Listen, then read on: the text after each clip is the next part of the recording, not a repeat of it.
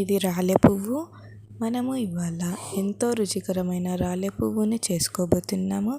ఈ రాలె పువ్వులు అలా ఊర్లో వెళ్తే రోడ్డు పైన దొరుకుతాయి. ఈ రాలె పువ్వు మన ఏప్రిల్ మరియు మే నెలలలోనే దొరుకుతాయి. 2 నెలలలోనే, అంటే ఎండాకాలము వేసవి కాలంలో దొరుకుతాయి. ఇది చాలా పోషక విలువలను ఇస్తుంది. ఈ రాలె పువ్వులు ఇలా కొమ్మలు లాగా విరుచుకొని ఆ పువ్వులన్నిటినీ ఒక్కొక్క పువ్వుని తెంచుకొని ఆ పువ్వులలోని రెక్కలను ఇలా తీసుకొని పూల రెక్కలను సైడ్కి పెట్టుకోవాలి.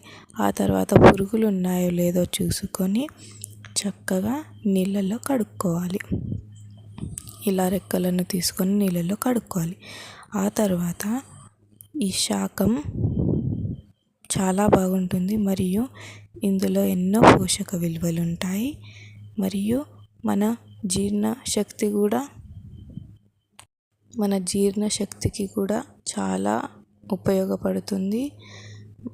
మరియు మోకాల నొప్పిని కూడా తగ్గిస్తుంది. మన చర్మ వ్యాధులని కూడా రాకుండా చేస్తుంది. అంటే మన స్కిన్ అనేది కూడా గ్లో అవుతుంది. ఇలా పాతకాలపు రుచులు, ఆయుర్వేదం రుచులు మరియు ఇలా అన్నీ తింటే మన ఆరోగ్యం చక్కగా ఉంటుంది.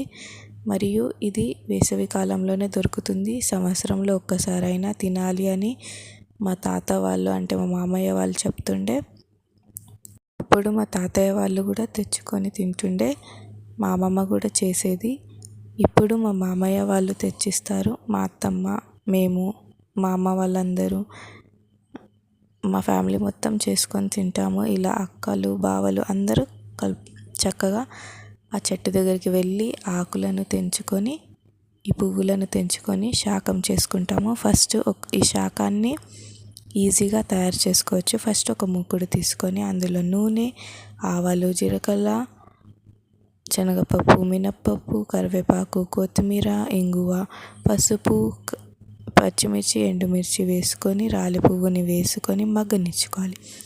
ఆ తర్వాత ఇలా మగ్గ పెట్టుకున్న తర్వాత అందులో పెసరపప్పు తీసుకోవాలి. పెసరపప్పు చక్కగా చూసుకొని నీళ్ళల్లో కడుక్కొని నానబెట్టుకొని ఆ మూకుడులో, అంటే ఆ పువ్వు మగ్గిన తర్వాత అందులో వేసుకోవాలి పెసరపప్పు వేసుకున్న తర్వాత తగినంత ఉప్పు, కారము, ధనియాల పొడి, జీలకర్ర పొడి అవన్నీ వేసుకొని చక్కగా కలుపుకోవాలి. ఆ తర్వాత గరం మసాలా లేదా సాంబార్ పొడిని వేసుకొని అలా పైనుంచి కొత్తిమీర చల్లుకుంటే మన ఎంతో రుచికరమైన రాలిపువ్వు శాకం రెడీ, అంటే రాలిపువ్వు కూర రెడీ. ఆ తర్వాత లాస్ట్లో నిమ్మకాయ పిండుకోవాలి. ఈ రాలిపువ్వుల చెట్ల వల్ల మనకు వర్షాలు కూడా వస్తాయి. వేసవి కాలంలో ఉంటుంది, వర్షాకాలంలో ఈ చెట్లన్నీ అయిపోతాయి, అంటే పువ్వులన్నీ రాలిపోతాయి. రాలె పువ్వుని వేడి వేడి అన్నంలో కలుపుకొని తిన్నా బాగుంటుంది, లేదా చపాతీతో నంచుకొని తిన్నా బాగుంటుంది. దీని టేస్ట్ మాత్రం మన సేమ్ క్యాబేజీలో పెసరపప్పు వేసుకొని చేసుకుంటే ఎలా ఉంటుందో అలా ఉంటుంది. చాలా రుచిగా ఉంటుంది మరియు పోషక విలువలు కూడా చాలా ఉంటాయి. కాబట్టి ఏదైనా మన అమ్మమ్మ, తాతయ్యలు, మామయ్యలు చెప్పిన వంటకాలను ఇలా చేసుకొని మన ఆరోగ్యాన్ని కూడా చక్కదిద్దుకోవాలి. బ్రాహ్మణ భోజనము, సంజన సావల్కర్. బాయ్.